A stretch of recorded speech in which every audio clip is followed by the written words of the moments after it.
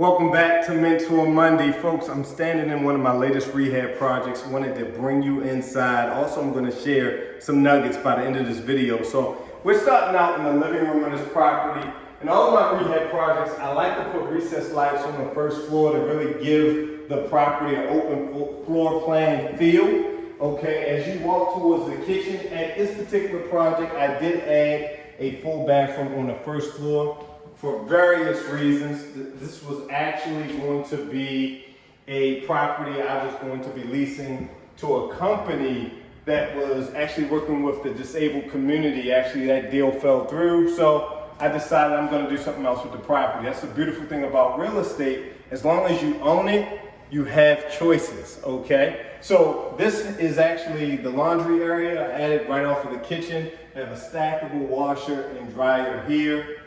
You walk towards the rear of the property. Now through that door leads to the backyard. Now what I did is I hired a structural engineer to actually draw a parking pad out. In my marketplace, I have to meet a certain standard whenever I'm pouring concrete with the city. So we added a parking pad, and this added value to the appraisal. Okay, and we'll talk about that later. Now in the kitchen, I put in granite countertops.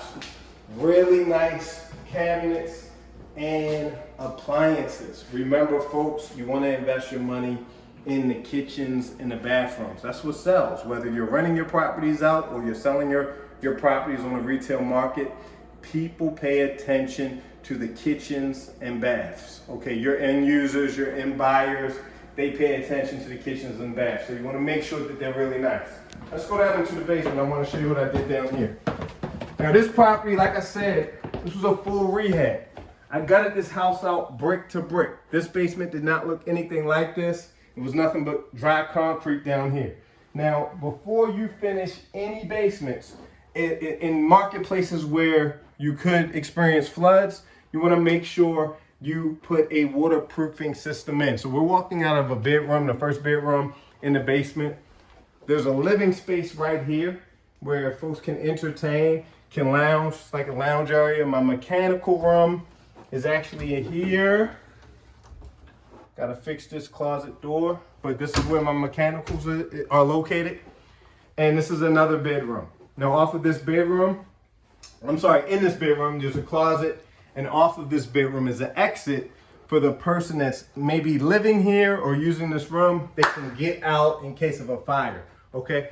The entire property has hardwired smoke detectors and carbon monoxide detectors. Good thing I've been hitting the track.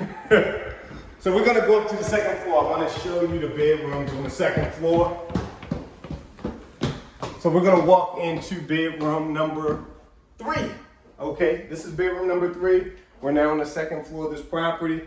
Really nice light fixture. We added carpet here. Off of the hallway here, there's like a nursery or office space. And then what I really like during the daytime, there's a sunlight. So we get natural light here on the second floor, and it kind of illuminates the entire second floor hallway.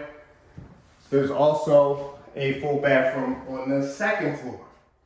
So there are 2 full bathrooms in this property and 4 bedrooms. So we're walking into bedroom number 4.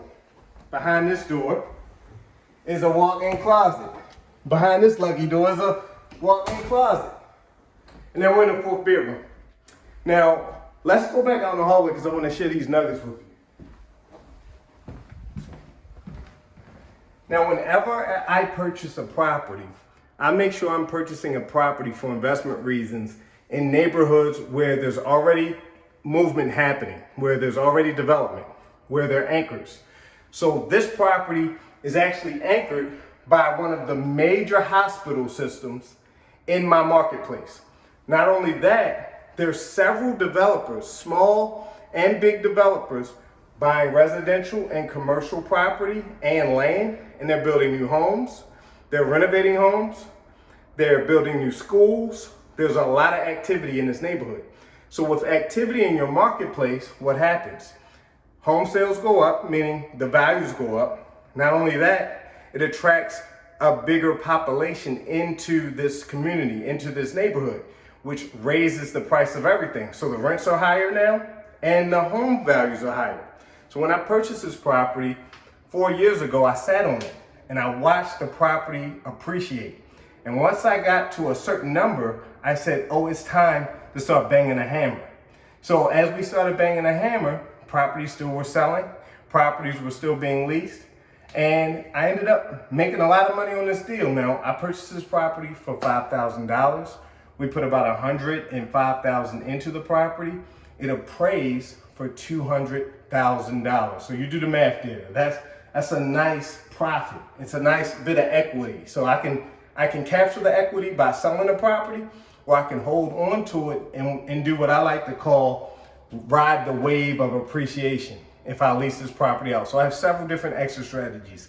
So folks, I hope you got an inside look on one of my properties, on one of my projects, and I hope that it inspires you to take action and, more importantly, meet me at the closing table. Take care, folks.